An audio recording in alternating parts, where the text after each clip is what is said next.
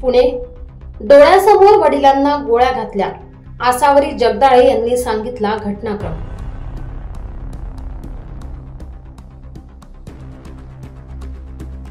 पहलगाम येथे झालेल्या हल्ल्यानंतर संपूर्ण देश हादरलाय। दहशतवादी हल्ल्यात पुण्यातील दोघांचा मृत्यू झालाय। यात कर्वेनगरच्या संतोष जगदाळे यांचा समावेश होता। संतोष जगदाळे हे कुटुंबियांसह पहलगाम येथे फिरायला गेले होते। त्यांच्यासोबत मुलगी आसावरी जगदाळे या देखील होत्या।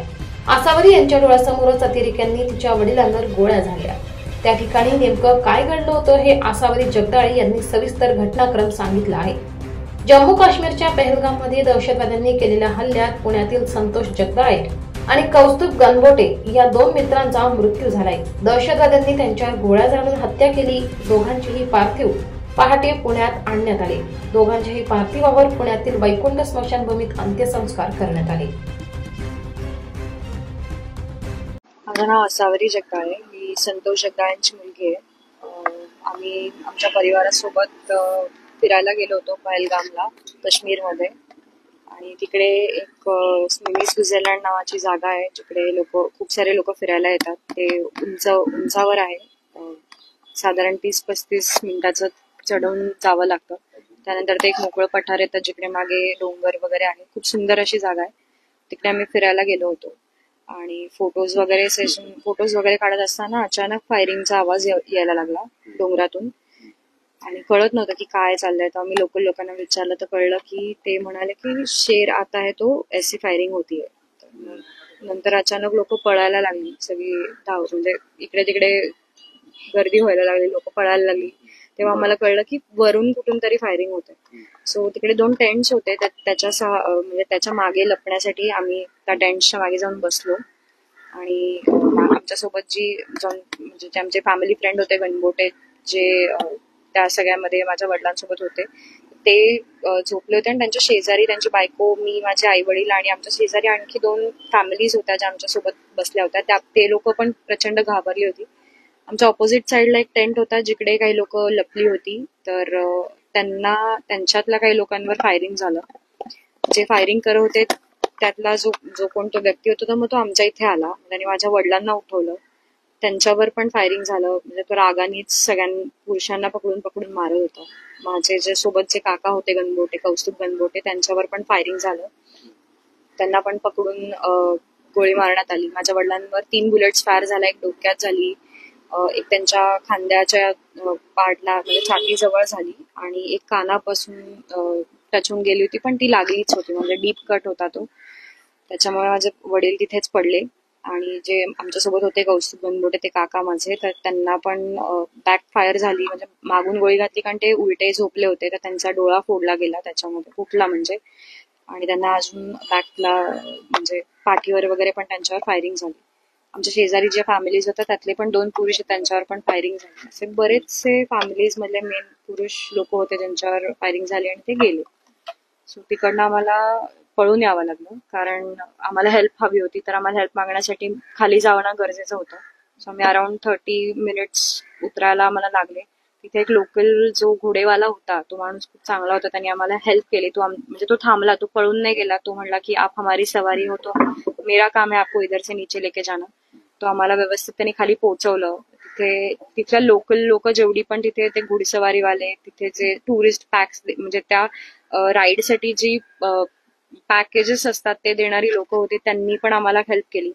मला चक्कर आली होती, तर त्यांनी मला उचलून गाडीतनं हॉस्पिटलाइज करायचं ट्राय केलं। अशी खूप सारी हेल्प तिथे मिळाली। आम्ही जेव्हा उतरत होतो तेव्हा मिलिटरी वर चालली होती, सो आम्हाला माहिती होतं की आमची माणसं तिथनं काढली जातील। साधारण 4:30-5ला आम्ही ऑलमोस्ट म्हणजे हॉस्पिटलमध्ये होतो सगळेजण।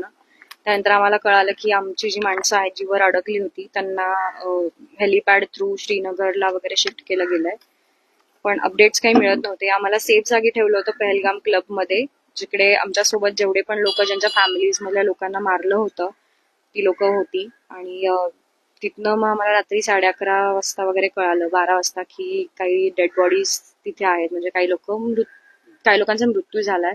त्यांचं व्हेरिफिकेशनसाठी आम्हाला बोलवलं। त्याच्यामध्ये माझ्या वडिलांचं आणि त्या काकांचं व्हेरिफिकेशन मला करावं लागलं, म्हणजे कळालं त्याच्यामुळे की ते दोघं पण गेलेत।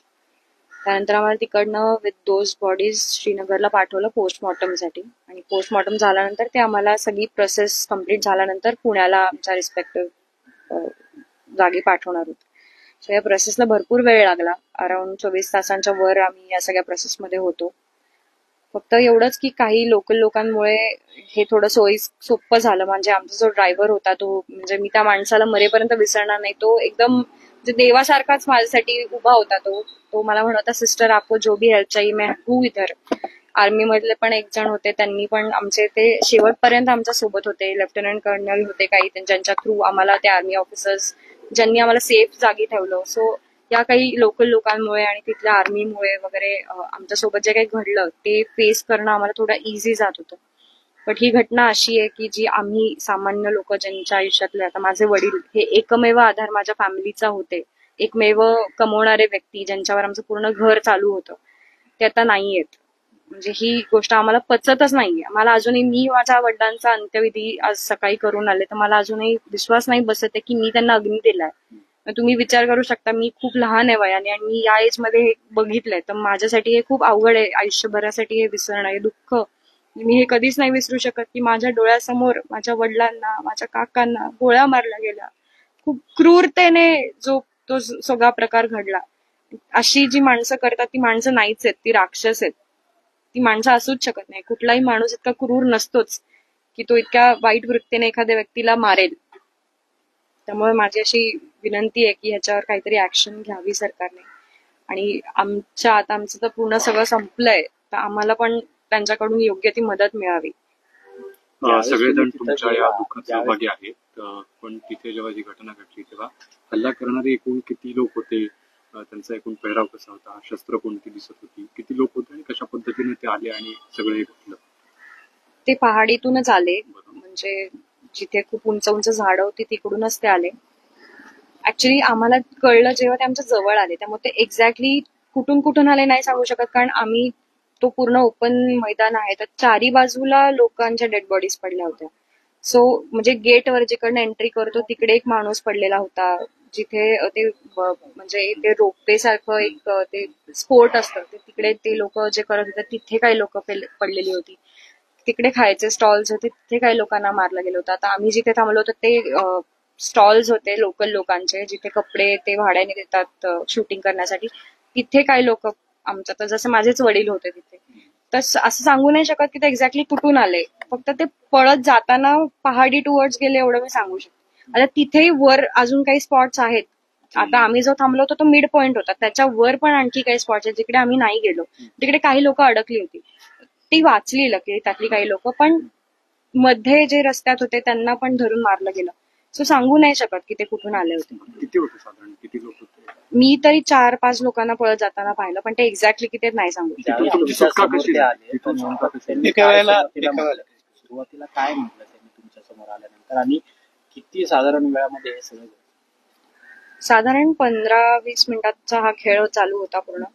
म्हणजे आम्ही पळेपर्यंतच मी सांगते, मी एक्झॅक्ट टायमिंग, आता ती सिच्युएशन अशी नाही ना मी कॅल्क्युलेट करेन टाइम की किती वेळ चाललंय, कारण त्यावेळेला एक मिनिटं पण आपल्याला एक तासासारखा वाटतो. सो मी त्याच्यावर नाही काही सांगू शकणार, पण साधारण 15-20 मिनिटं ते आले, पूर्ण फायरिंग झालं, आम्ही एकमेकांना सांभाळणं वगैरे सगळं मध्ये 15-20 मिनिटाचा टाइम गेला असेल. लोकांनी तुमच्याशी संवाद साधला होते, त्यांच्या हातात बंदुका होत्या, तुमच्याशी काय बोलले, काय तुम्ही? नाही, ते फक्त आम्हाला एवढंच बोलत होते की तुम्ही कलम वाचून दाखवा. आता ज्यांना येत असतील त्यांनी वाचली असतील, ज्यांना नाही येत त्यांनी नाही वाचली, पण त्यांनी असं काही स्पेसिफिक, म्हणजे मला माहिती नाही की त्यांनी असं का केलं. त्यांचा राग आहे की आम्हाला तुम्हाला मारायचं तर ते कुठलाही हेतू घेऊन मारू शकतात ना. सो आपण आता ज्यांना येत असतील त्यांनी वाचली असतील, ज्यांना नाही येत त्यांनी नाही वाचली, पण त्यांनी असं काही स्पेसिफिक, म्हणजे मला माहिती नाही की त्यांनी असं का केलं. त्यांचा राग आहे की आम्हाला तुम्हाला मारायचं तर ते कुठलाही हेतू घेऊन मारू शकतात ना. सो आपण स्पेसिफिकली नाही सांगू शकत की याच रिझनमुळे मारलंय किंवा कुठलं काही, आता त्यांच्या डोक्यात काय हे आपण नाही सांगू शकत. आता माझे वडील म्हणाले तुम्ही जे म्हणाल ते मी करतो, पण तरी त्यांना मारलंच ना.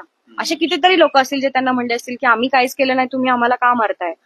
सामान्य लोकांना मारण्याचा हेतू काहीही असू शकतो, त्याच्यावर आपण काहीच कमेंट नाही करू शकत. महिलांना आणि पुरुषांना असं वेगवेगळं केलं होतं? नाही, सगळे फॅमिलीज आपल्या आपल्या फॅमिली सोबत होते. आता एक इन्सिडेंट तर आमच्या कळण्यात आला की एक मुलगा आणि आई म्हणजे काहीतरी स्पोर्ट्स का फोटोज त्यांचा चालू होता. त्यांचे जे वडील होते ते स्नॅक्स आणायला गेले होते, तर त्यांच्या इथे गोळी मारली गेली होती.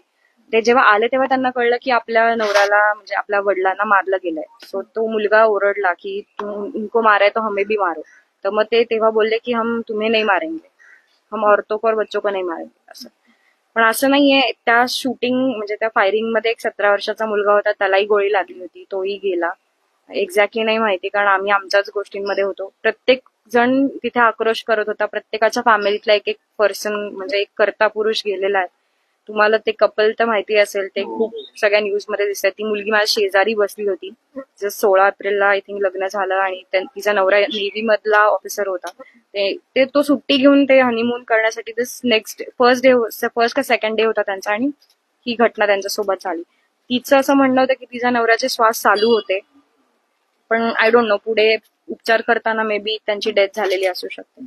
असं किती वेळ चालला त्यानंतर मी सांगितलं सर ह्याच्यावर. त्याची मदत किती वेळानंतर आली? ते खूप उंच आहे सर, त्याच्यामुळे आम्ही जेव्हा उतरत होतो तेव्हा मिलिटरी आली. त्याच्यानंतर ते वर गेले असतील, त्यांनी रेस्क्यू. आता तिथे वर काय झालं काय आयडिया नाही, बिकॉज मी तुम्हाला म्हणलं की मला चक्कर आली होती. सो मधला जो एक तासाभराचा पार्ट आहे, जोपर्यंत मला हॉस्पिटलला नेत होते, सो तो मला नाही माहिती. साधारण त्यांनी इंटरव्ह्यू दिलाय माध्यमांना, त्यांनी वारंवार सांगितलं की साधारण येऊसपर्यंत एक 25 ते 30 मिनिटाचा कालावधी जातो, कारण ते खूप उंच आहे. अपार्टमेंटमध्ये सुद्धा आलेला आहे आणि अनेक कुटुंबियांनी तो सांगितलेला सुद्धा आहे. आणि ऍक्च्युली आम्हाला येणं सोपं व्हायचं कारण म्हणजे आमचा जो घोडेवाला आम्ही पकडला होता, म्हणजे तो जो माणूस होता त्याचं नाव मला ऍक्च्युली सॉरी माहिती नाहीये आणि आठवतही नाहीये.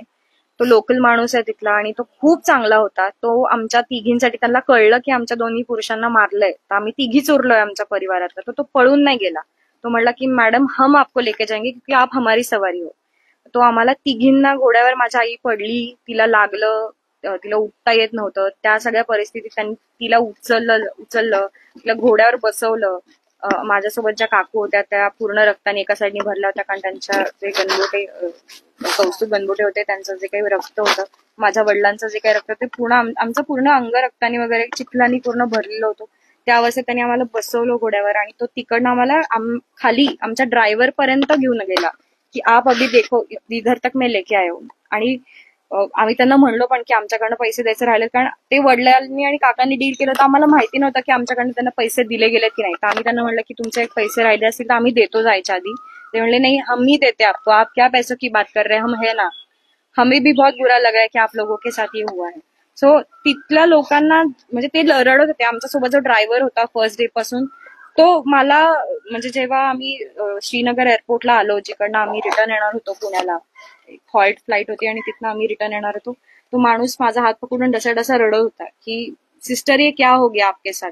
आणि माझे वडील आणि ते जे कौस्तुभ गणबोटे होते, त्यांचा त्या ड्रायव्हर सोबत आमचं 2च दिवसात इतकं चांगलं ट्युनिंग जुळलं की तो अख्खा वेळ माणूस तो माझ्या सोबत होता.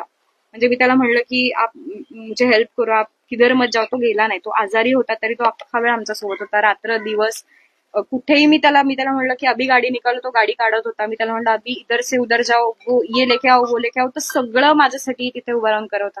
आज मी पुण्यात सकाळी माझ्या आई वडिलांना त्यांना सगळ्यांना घेऊन येईपर्यंत, माझी जेव्हा एअरपोर्टला आमची फ्लाईट लँड झाली तेव्हा मी फोन चालू केला तर पहिले मला त्याचे 5 मिस कॉल पडलेले दिसले.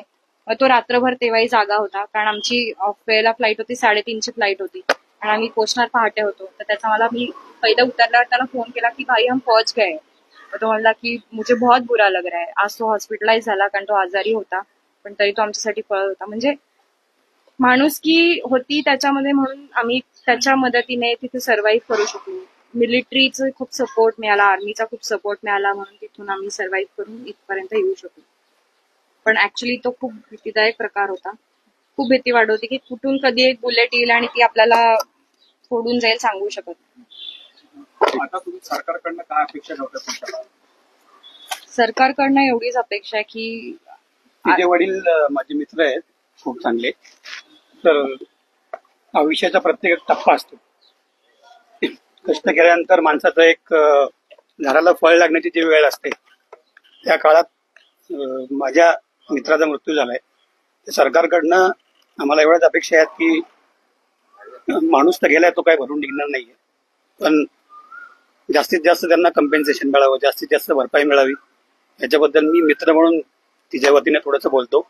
कारण ती आज खूप लहान आहे, बोलू शकत नाही, आणि खूप सकाळपासून प्रत्येक वारंवार प्रश्न विचारून ती आता ती थोडीशी 3 दिवस ट्रॅव्हल केल्यामुळे थोडी थकली पण आहे. पण माझी सरकारला विनंती आहे की जास्तीत जास्त त्यांनी भरपाई जगदाळे कुटुंबियांना द्यावी. मी संतोष नावाले मित्र म्हणून आणि त्यांच्या परिवाराचे कुटुंबियांच्या वतीने मी सांगतो की त्यांना जास्तीत जास्त भरपाई मिळावी, कारण हा उमेदीचा काळ त्यांचा होता. अनेक स्वप्न त्यांची राहिली होती पुढच्या 10 वर्षामध्ये, जी पूर्ण करायची होती. अनेक वेळा ते आसवरीचं लग्न करायचे आणि नंतर आपल्याला सेटल व्हायचंय, आपल्याला पुढे असं करायचंय, बरंच प्लॅनिंग त्यांचं चालू असायचं आमच्या बरोबर मित्रांबरोबर. ते कुठेतरी टप्प्यावर अर्धवट थांबलेलं आहे. त्यामुळे तिच्या परमिशनने मी तुम्हा सर्वांना जगदाळे कुटुंबियासाठी भरपाईची मागणी करतो. Portrait, a transparent and secure wealth management application. कोई misleading schemes नहीं, कोई स्टॉक टिप्स नहीं, ना ही कोई रातों रात पैसा डबल होने का झूठा promise. So, what's there for you? एक एक्सपर्ट इन्वेस्टमेंट प्लेटफॉर्म जहां आप अपना पैसा सिक्योरली इन्वेस्ट कर सकते हैं और मार्केट प्रूफ रिटर्न्स पा सकते हैं. Generate passive income without any stress. Backed by 20+ years of investment experience और हर इन्वेस्टमेंट पे ई कॉन्ट्रैक्ट्स अवेलेबल है. Get instant withdrawals. अपने इन्वेस्टमेंट को रियल टाइम ट्रैक करें. Trusted bye 13,000+ investors in India. So आज ही join करो and take one step towards your financial freedom.